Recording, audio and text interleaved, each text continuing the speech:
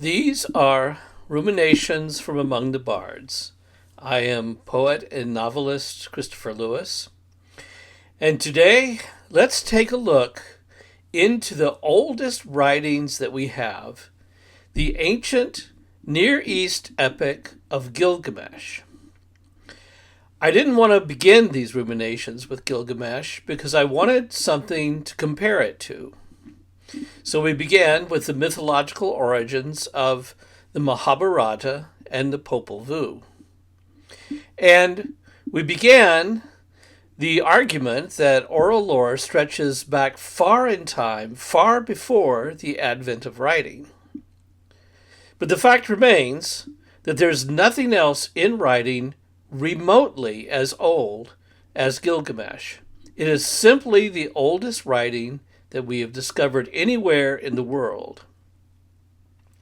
Now, my daughter reminded me to ask you to smash that like button and share button to spread these ruminations. Subscribe to the channel if you enjoy it. And please check out my books and other publications at anaphorapress.com and on Amazon. Also, Mother Macaria's Endless Winter Nights at Monk's Lagoon that we reviewed in our last Ruminations is available there, and I will have a new novel and a new book of poetry coming out soon. So, let's look into Gilgamesh and ask, why did writing first develop in Mesopotamia, the name that the Greeks gave to the land between the rivers Tigris and Euphrates? There are two theories on the invention of writing. There is a practical historical thesis that writing first developed at complex trade centers where records were needed. Then there's also the ritual theory that the first writing summons myth and lore. It has a ritual element. But since complex trade centers were also temple centers, it's also possible that both these theories are relevant. So why here? Because here is where we have the first evidence of large settled cities. Along the lower Tigris and Euphrates rivers, before they pour out into the Persian Gulf, in a desert landscape where life is confined to narrow swaths along the banks of these great rivers, where they come down from the Taurus Mountains far to the north in Anatolia, which is now Turkey. Along these rivers are ancient hills incongruously nestled right up to the rivers, right in the floodplain where hills should not be. We find these hills up and down the Fertile Crescent, in the Levant as well, on the west shore facing the Mediterranean Sea, or what we might call the eastern shore of the sea itself, in the valleys of the smaller rivers that come down to the seashore there. And these hills are not hills at all. They are tells. They are remains of cities that were there for thousands of years. They have names, the names that local tribes have given them for longer than anyone can remember. They know these are the names of cities from long ago. And when archaeologists dig into these tells, they find ruins of walls, foundations, streets, and artifacts. Layers and layers of them, one built on top of another. And a few of the ones along the lower Tigris and Euphrates, among the dusty remains that were found there, are thousands of baked clay tablets with incised figures in them, markings made by wedged indentations in a variety of formations, but with a regularity of form and in neat lines that cover the whole surface, in a manner that clearly represents a writing system. We call this cuneiform, named for the wedged tool that was pressed into the wet clay before the tablets were baked. This is the oldest writing system we know of. It predates the second oldest, which is that of the Indus Valley civilization of the lower Indus Valley, and it predates it by 1,000 years or so. and that writing system has not been deciphered yet. But we know that these two ancient civilizations traded with each other along the Arabian Sea that connects them, and they traded with other ancient civilizations too. Most of these clay tablets are found often in broken fragments, occasionally more or less complete, and the writing now has been deciphered, although there aren't that many who can read it. These odd letters of the language that they represent are mostly in the Akkadian language, which is an ancient Indo-European tongue, the earliest form of the Semitic language branch of the Near East, from which came Phoenician, Hebrew, and Arabic languages later. And so this is the first form of the letters that evolved into the Phoenician and later Greek alphabets. But some of these tablets record an earlier language, the Sumerian language, which is not related to Semitic or any other Indo-European language or any language we know of. And most of these tablets record inventories, business transactions, things of the order of the government, and temple items, mundane records. But a few give lists of ancient kings, and even fewer record songs of worship and mythology, and the remarkable tale of Gilgamesh, the hero king of Uruk. What most scholars and students of history find remarkable about Gilgamesh is the tale of the great flood that covered all the world. And it's the first time that this was mentioned in writing.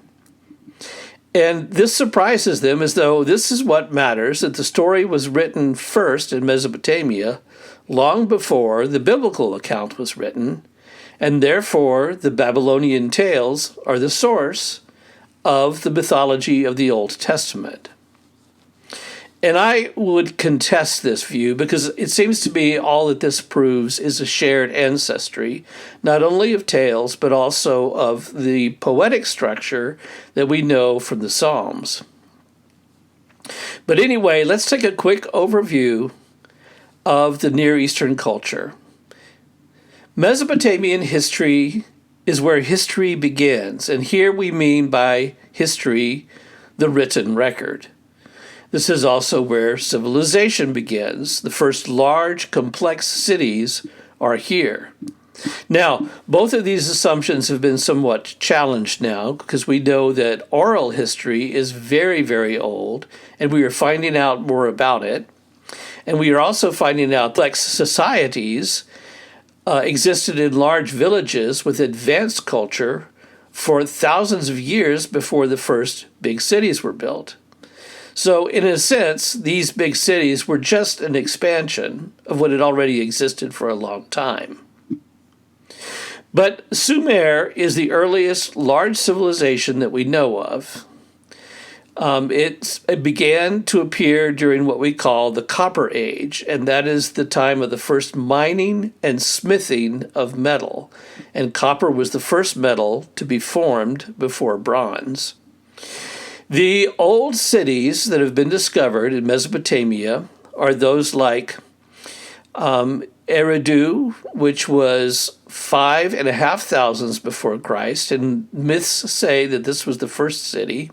And that's according to the Sumerian king list. Uruk goes back to 4,000 years before Christ, and it was well planned with a canal system throughout. This is the city of Gilgamesh. And the city of Ur goes back to about 2,600 years before Christ. Now, there were other civilizations that began about the same time.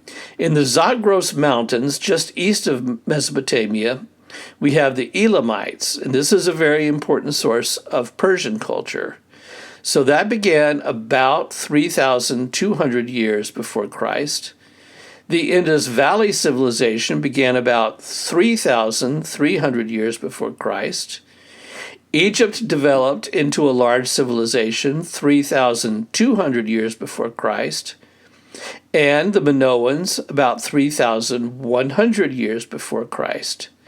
comparing all of this to Uruk about 4,000 years before Christ and possibly Eridu 1,000 years before that. But what we see is all of these other civilizations pop up about the same time, about 3 millennia before Christ, and all traded and interacted with each other. And that the Mesopotamians had already been around for about 1,000 years before that. What about China? At this time, China is still isolated far away in the Yellow River Valley and is just beginning its legendary age of the Yellow Emperor, which is an early cultural formation shrouded in mystery. So it has no influence of the Near East at this time. But once again, all of these were preceded by long periods of village and farming life and developments of high culture. And what scholars are learning now, and specifically linguistic scholars, and I'm calling them archaeologists of language, because they've been able to discover how history and lore and culture of these prehistoric ages are all reconstructed and revealed in the old forms of the language. So did people have words for boats and all the gear needed for rigging? Did they have words for horses, carts, wheels, and chariots? What was the meaning of the names of their gods? So after all, long before writing was invented, we know that all history, lore, and culture was already written into the language. Nevertheless, the cultural developments in the Mesopotamian civilizations cannot be overstated. It was a complex city and temple planning with an advanced ritual life, agriculture on a large scale with trading, a song culture that was probably already very old, and astronomy, and the calculation that goes with astronomy used for organizing temple ritual life and inventories for trading, distribution, and ritual, probably connected to the temple. All of these probably existed before writing, but now they're expanding. And it was this common writing system that was a major development. It began with a form of writing that we call proto-cuneiform, and this appears in the Uruk IV period, which is the late 4th millennium. So the city of Uruk, which is the city of Gilgamesh, was already about 1,000 years old when writing began, and writing began about the time that the other civilizations appeared and began to trade. So it seems like it might be connected with this. It's probably not a coincidence. But these are just astonishing ages of time. The proto-cuneiform writing was a pictographic precursor using a similar writing tool, a wedged incisor, which is kind of like a square-sided chopstick that was pressed into a wet clay tablet to form simple diagrams that then developed into symbols. And by the early 3rd millennium, it's a pretty much symbolic-looking alphabet when we have the first king lists written in Sumerian cuneiform. So, as I said, this is about the other time that the other civilizations near the Near East began, and probably not a coincidence that writing was probably an aid to cross-cultural communication. And this may be the reason that the cuneiform system was adapted to other languages. Civilizations that were built upon the Sumerian model, the Akkadian, Babylonian, Assyrian, Hittite, and Hurrian, all these Near East cultures, they all used cuneiform to adapt to their own languages. And for a long time, many of these continued to use Sumerian as a court language and a ritual language long after they were no longer spoken. And this is why we have tablets, so many tablets in the old Sumerian song cycles, because they were copied over and over in temple schools where writing was taught. And this is how they learned writing, by copying these Sumerian song cycles And so we have these very, very old song cycles that are the source of the Babylonian Gilgamesh epic. About 1,200 years before Christ, a scribe named Sinleki Udini, I'm sure I'm pronouncing his name wrong, put together what we have as the standard Babylonian version of the Epic of Gilgamesh. This scribe's name means, "Moon goddess, accept my plea." The name Sin at the beginning of his name is the same word as in Mount Sinai. It's the name of the moon goddess. This name is all that we know about this author. We know nothing else except that he compiled this story in the form that we have it from earlier versions that had been long before known. We have a series of song cycles in Sumerian from at least 1,000 years before he wrote it down. We have from about halfway in that time, about 500 years before his time, we have the story already put together in an epic, slightly different from the form that he gave it to us. But this is what we call the standard Babylonian form of the epic.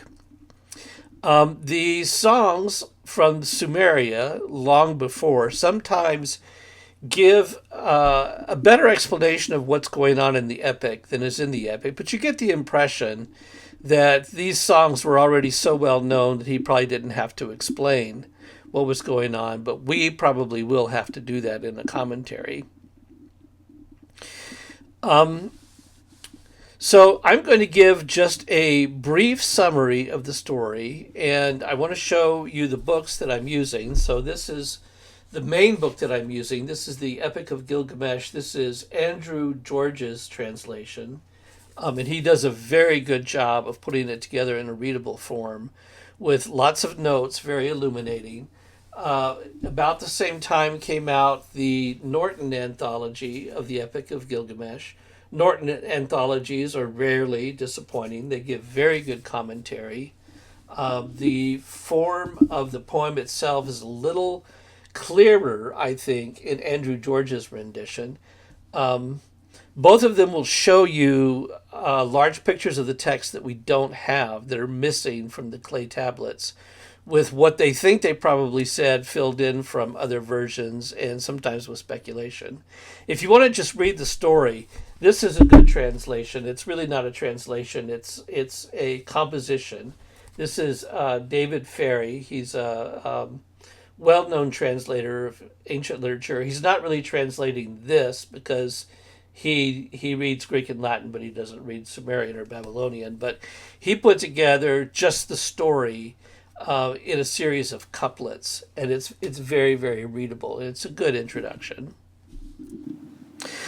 Gilgamesh is the story of a great king, vigorous, mighty in contests, but he drives his people hard. He doesn't give them rest, either because he requires constant labor in games and in warfare, or perhaps even physical and sexual abuse. It's not really clear.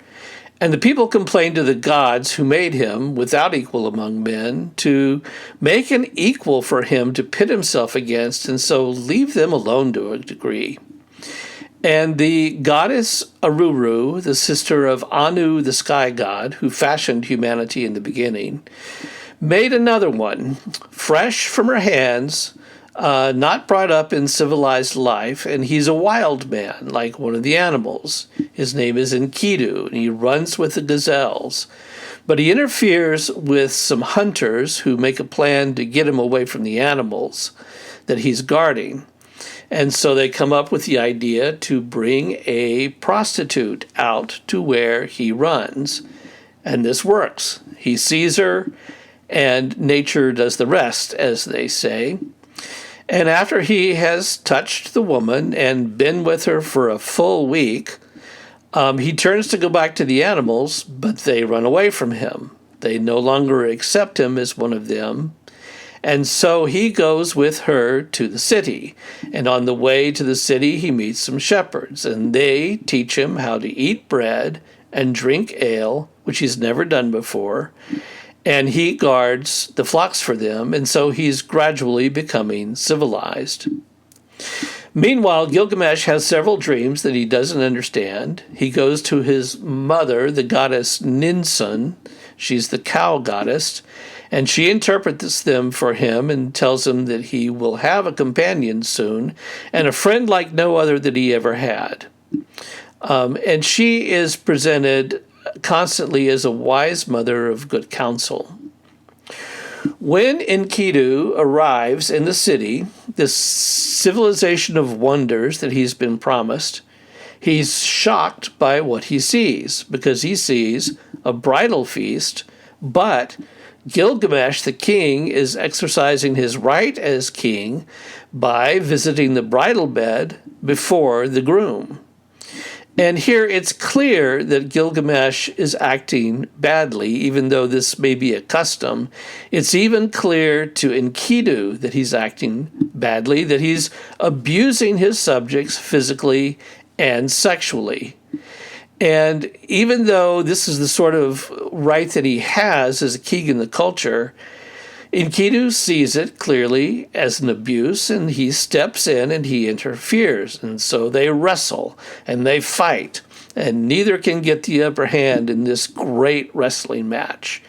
And Gilgamesh knows that he has met his equal, and Enkidu also, and they're both delighted that they found someone who's as strong as he is, and they embrace as brothers and become fast friends.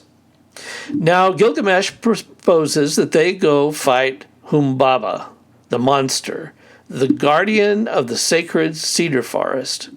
And Enkidu answers and says, "No, we can't do that. You've only heard of Humbaba. I have seen him when I was in the wild. To challenge him is death. He's far more terrible than you can imagine. He was appointed by the gods to guard the cedars." Well, this only makes Gilgamesh want to do it more. So he talks Enkidu into it, and the two of them, he says, "The two of us together, we can do it. We will get glory. Even if we die, we'll live in glorious memory." And so this is their first great superhuman adventure together. Well, the problem is that this guardian, Humbaba, is one of the gods, and he's appointed by the gods, and what they are doing really is forbidden. But they do it anyway. They go and they cut down the great cedar, and they're going to carve it into the gate of Uruk, and they so draw the monster out and defeat it and kill it, even though it begs mercy. And then they cut down more trees and make a raft to transport their great trees home, all in defiance of the gods. So now they've done it. And returning, Gilgamesh finds Ishtar, the goddess of his city, whose temple he built in the city. He finds her waiting for him at the city gates. And she proclaims his beauty, and she welcomes him as a lover and as a husband. But he refuses her in the vilest terms, calls her a faithless prostitute. And even in the context of this half-mythical world, this is shocking to speak to a goddess this way. And she is infuriated. She goes to her father Anu, the sky god, and demands the bull of heaven to kill Gilgamesh. And Anu replies, "Well, what did he say that wasn't true? You are a faithless prostitute, and I can't give you the bull of heaven. He'll drink up the rivers, he'll eat up the forests, he'll destroy the city." And she says, "If you don't give me the bull of heaven, I will scream so loud, I will break down the doors of the netherworld. I will set the dead free to roam the earth and eat up the living. The dead of all ages so far outnumber the living, humanity will be consumed." So he gives her the bull of heaven, and It drinks up the rivers. It eats the forests and the fruit groves. It snorts and opens the ground in an earthquake, and many fall in. But Enkidu grabs it by the tail, and Gilgamesh thrusts his knife into its neck, and so they kill the bull of heaven. So now, Gilgamesh and Enkidu have challenged and defied the gods 3 times. They killed the guardian of the cedar forest appointed by the gods. Gilgamesh refused and reviled Ishtar the goddess, and he killed the bull of heaven. So the gods are not going to allow any more. They meet in council, decide what to do to impose their limit on this obvious defiance. So before we go on with the story, there needs to be some explanations of the mythic territory that we've come into. And let's begin with this cedar forest. And with the cedar forest, we're now deep in the lands of myth. We're far beyond the city of men.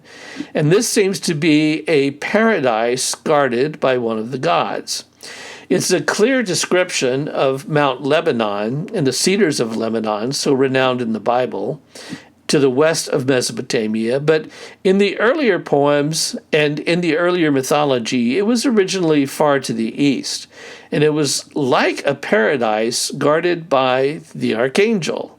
And it's described as, and this is poetry from the book, the mountain of cedar, seat of gods and goddesses' thrones. On the face of the land the cedar proffered its abundance. Its shade was sweet and full of delight. Cedars covered with rosin grew 60 cubits high. The rosin oozed forth, dripping down like rain, flowing freely for ravines to bear away.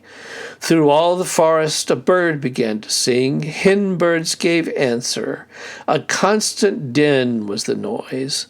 A solitary tree cricket set off a noisy chorus. A wood pigeon moans. A turtle dove calls an answer. At the call of the stork, the forest exults. The cry of the francolin, the forest exults amid plenty. Monkey mothers sing aloud. A youngster monkey shrieks. Like a band of musicians and drummers, daily they beat out a rhythm in the presence of Humbaba. As the cedar casts its shadow, terror fell on Gilgamesh. Now, this Humbaba is armed with 7 auras of terror. They're like layers of glory. They're some kind of divine weapon. And they have to trick him to lay these aside before they can fight him. In the Sumerian poem, Enkidu makes it clear to Gilgamesh that if they're going to go to the cedar forest to challenge Humbaba, they must first ask permission of the sun god.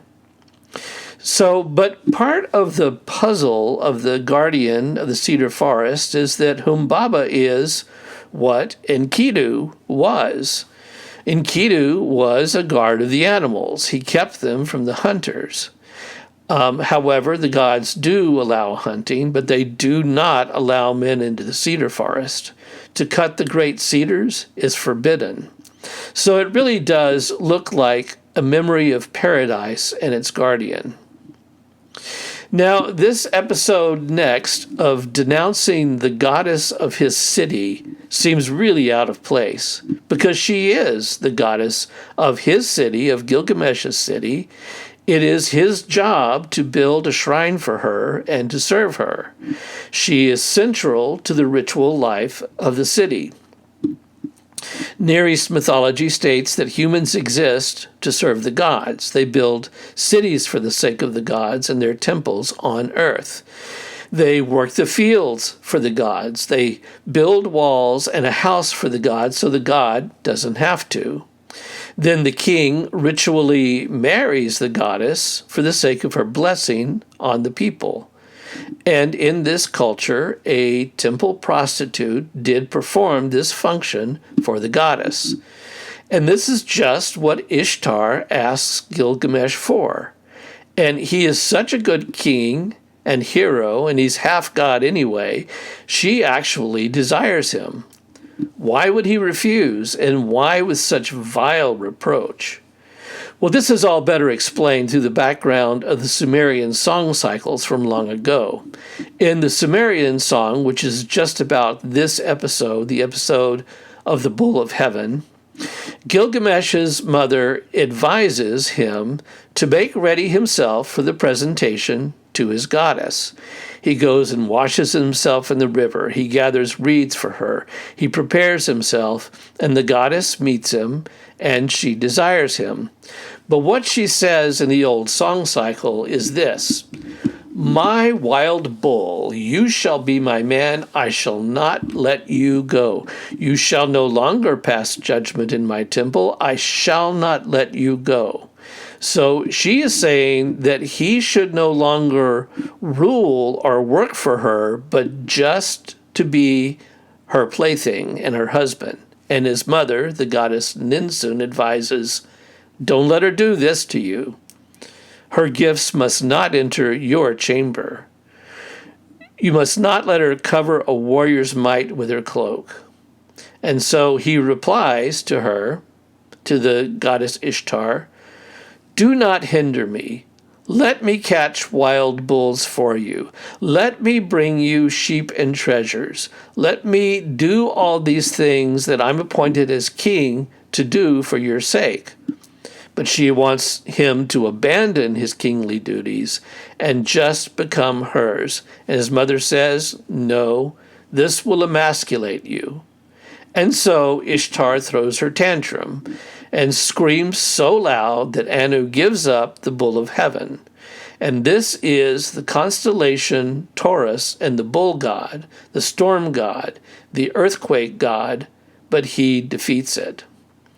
So the episode is possibly already known to the audience hearing the tale, but this in the epic is framed a little bit differently. It's more about defiance here. And defiance is part of the mythology of the gods.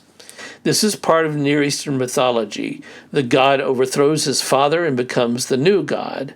So here, the mighty heroes, Gilgamesh and Enkidu, finally find out that there is a cost to their defiance. The heroes need to be humbled, and the epic narrative takes a turn because Enkidu is sentenced to death by the gods, and Gilgamesh lives, but he loses his dear companion.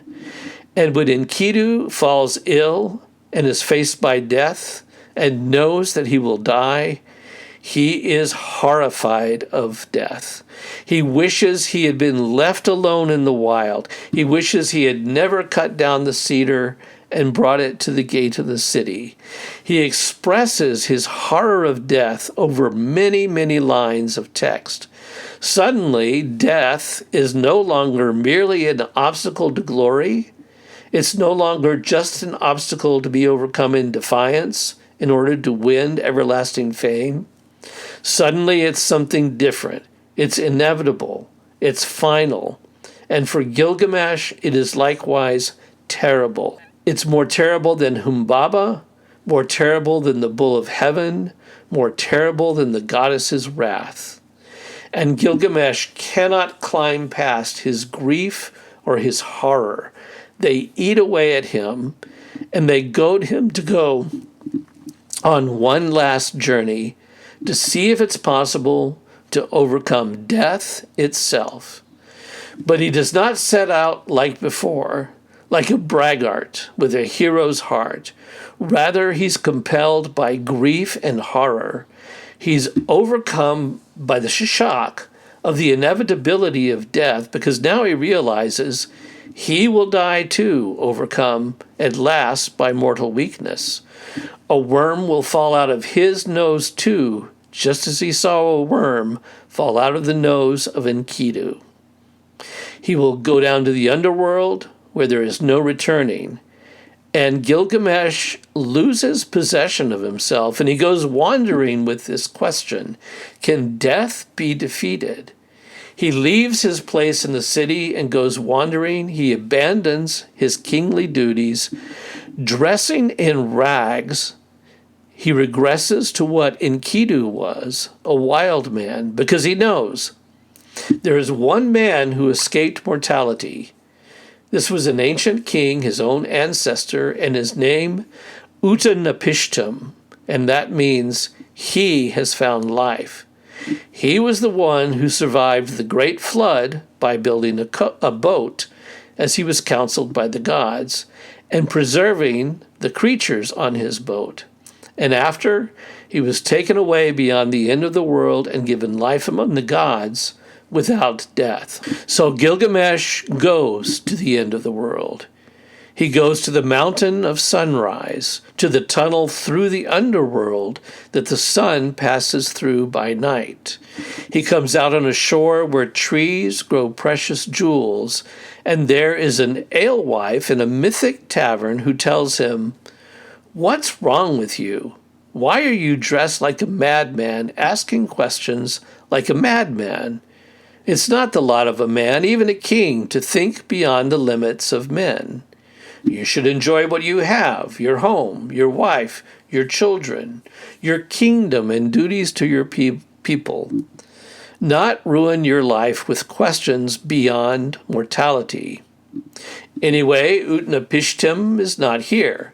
To get where he is, you have to cross this ocean at the end of the world, and you can only cross with the ferryman Urshanabi. But he is not allowed to take the living there. But he's over there. Talk to him about it.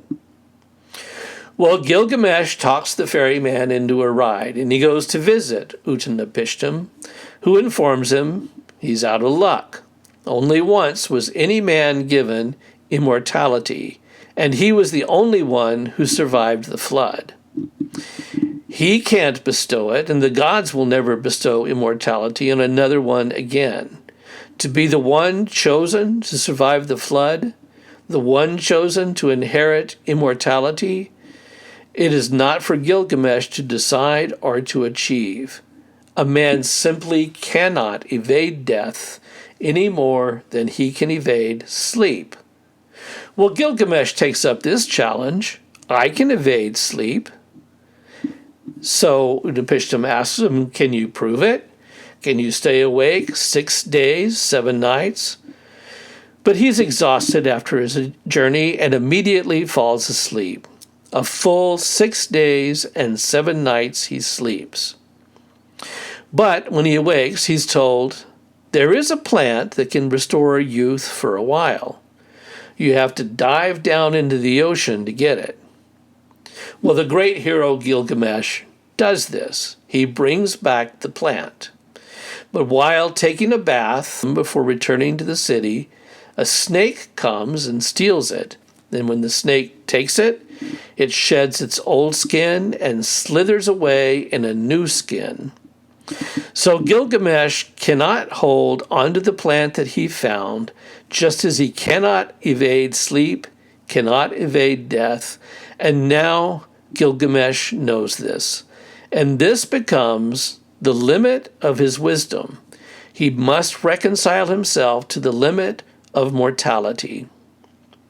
So this is a story about a mighty man needing to be humbled, and he's humbled by death. And he even desires to overcome death, but he cannot. It's a story about a great hero who defies the limits of humanity, but finally has to submit to those limits and realizes he is not worthy of immortality. So he returns to his city and his kingly duties humbled, and uses this knowledge to restore the temples and rituals to their antediluvian perfection, to the perfection that they had before the flood. The German poet Rilke loved this poem. Rilke's habit of thought was the existential anxiety of modern man, and he elucidates this with really stunning splendor and depth. And he was intoxicated about this epic, about the terror of death. To become the great mighty man of old was not enough. To build walls and dig wells in the deserts, not enough. To slay the guardian of the cedar forest, it was not enough. To unite with the goddess was not enough. Unless you were the one person chosen to preserve humankind, unless you were the one chosen by the gods to become a different kind of human, one with immortality. So the great achievement of Gilgamesh is to know, having uncovered the deep, what is not possible for humankind.